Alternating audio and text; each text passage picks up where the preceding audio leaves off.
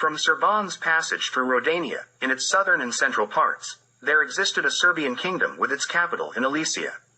Legends mention that King Radamanth, namesake of the Cretan hero Radamanthus, ruled there. Besides the dynastic name Mino, on Crete, there were nobles from the same dynasty, among whom Sarpedon and Radamanthus are the most famous. Alesia is described as a marvelous land with flowery fields ruled by the blue Radamanth. The Franks named the main street in Paris, Champs-Élysées, which literally means, fields of Alesia.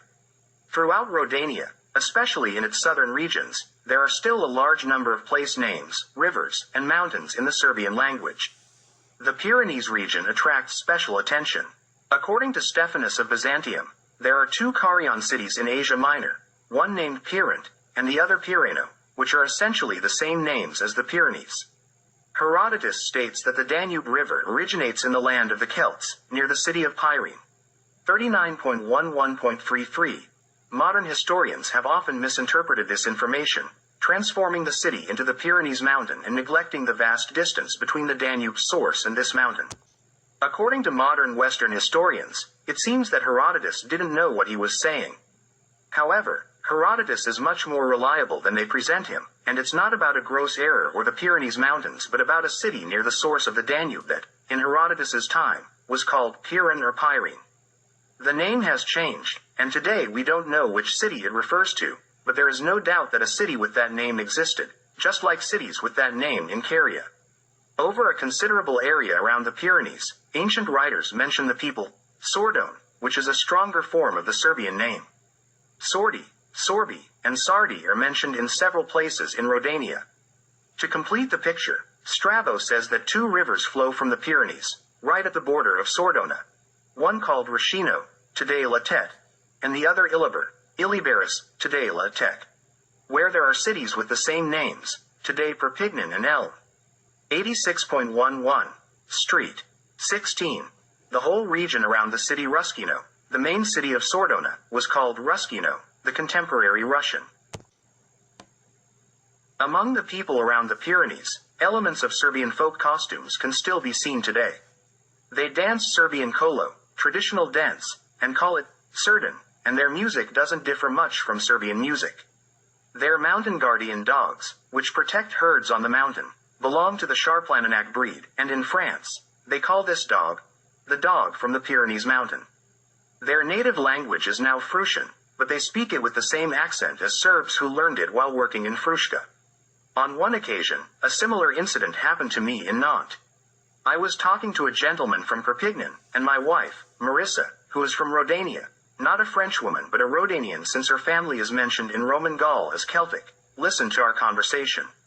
She approached and asked my interlocutor if he was from her region. The gentleman replied that he was from Perpignan, which surprised my wife a lot, and she said to him, "Excuse me, sir, I thought, because of the accent, that you are also Serbian."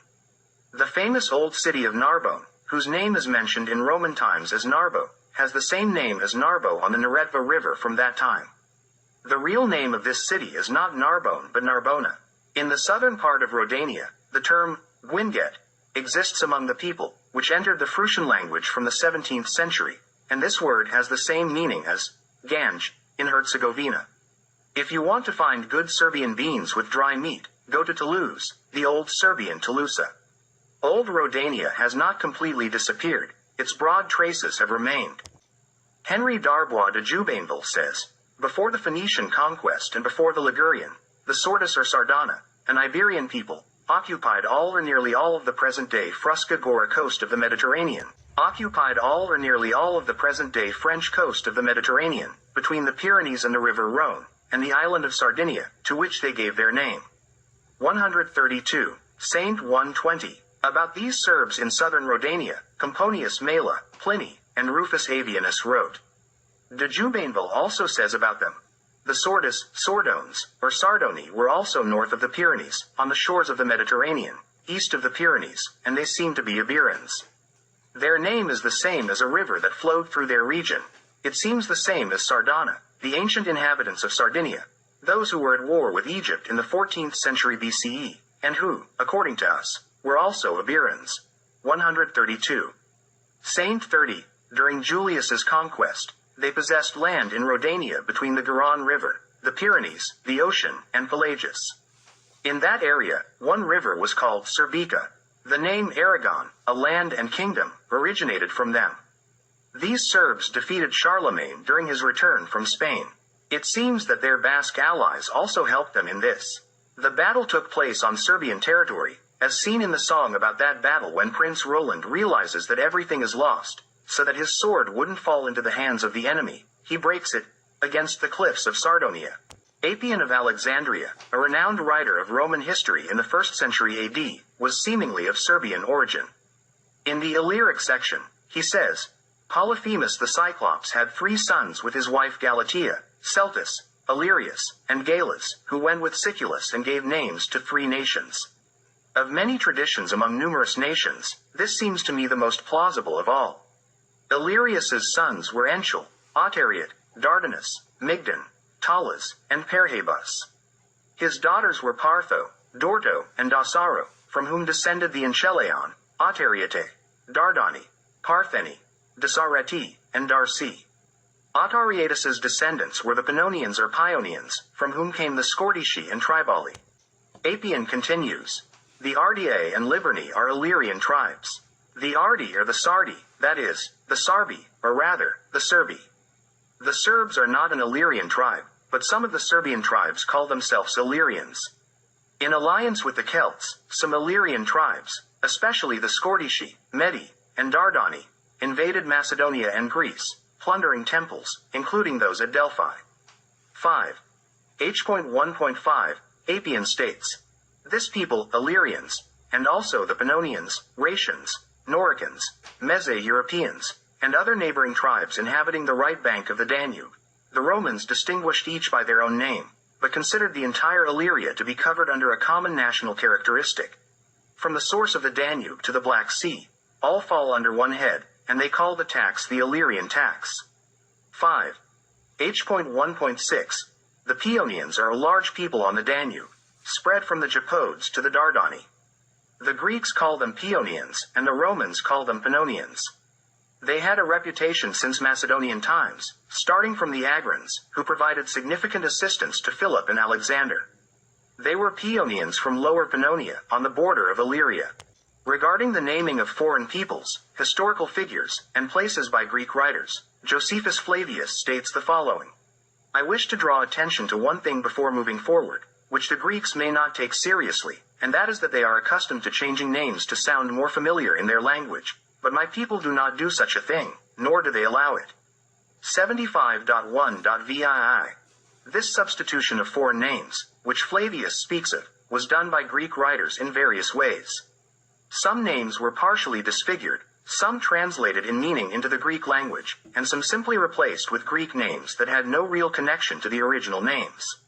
We will discuss all of this in more detail elsewhere. We have seen that the Greeks changed the name of the Getae to Hitti and Katae, and then to Celts. Bochar presents that the Jews called the Galatians, Chalath, which should be read as Kalat, and the Chaldeans called them Chalta, or Chelta, a name quite close to the name Celt. 2. I3. V. Obviously, Helta, Heta, a name in which someone, presumably for a more sonorous or easier pronunciation, introduced the letter Lama.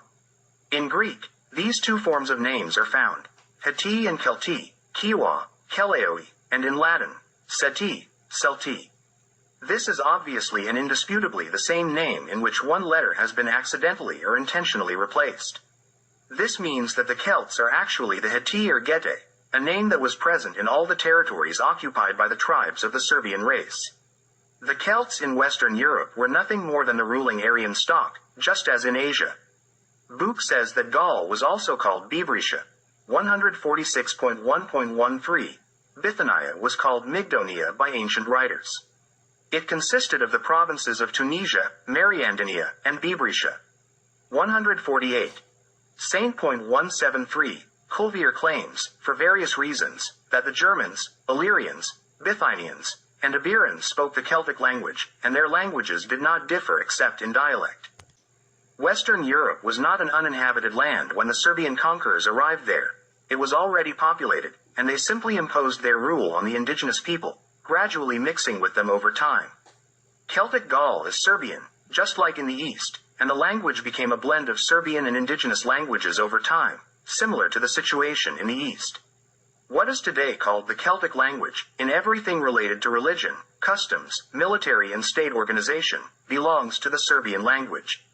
In addition to this, there is the presence of another people's language or several peoples, which to us is completely incomprehensible. Western historians avoid discussing the indigenous population of Western Europe, although they are well aware that it existed and left broad traces. They equate it all with the Celts, just as they try to identify everything from later times with the Romans. Thus, they transformed them into conquerors, victors, and a noble ruling class. In Fruška today, they avoid talking about the Gauls from the time before the Roman conquest. They claim that the Gallic language has completely disappeared, except for a few insignificant words. When talking about the Gauls, they usually start with the well-known term, Galoroman. Discussing the large number of Serbianisms in modern Fruška is not allowed. That is considered the greatest heresy. What did the Vatican priests make of that people? One of the well-known indigenous peoples is the Ligurians. Joshua Vatmuth claims that their language was not Aryan. 119.77, Faluti says that the name Ligurians means those who have risen, in contrast to the Scythians, which means nomads. 108, it is entirely understandable that the Serbian tribes, which moved so much through Europe and Asia, viewed the indigenous people, in this case, the Ligurians, as a settled nation that does not move but stays in the same place. Historical facts indicate that the Celts arrived in Western Europe much like the Goths later did, as a conquering warrior band that imposed its rule on the indigenous people. Diodorus provided an accurate description of their role when he said, "The Celts imposed tribute on a large part of Europe and not a small part of Asia, settling in the lands of the peoples they conquered in war." 110. V. Court 183. We must differentiate in Western Europe, as well as in Asia, between Serbian, or Aryan, conquerors and the indigenous non-Aryan people. The differences between them were significant, both in terms of development and race. From the British Isles through Russia to India, none of the indigenous non-Aryan peoples, except for sporadic mentions, entered history. They are only mentioned for what is not really worth mentioning.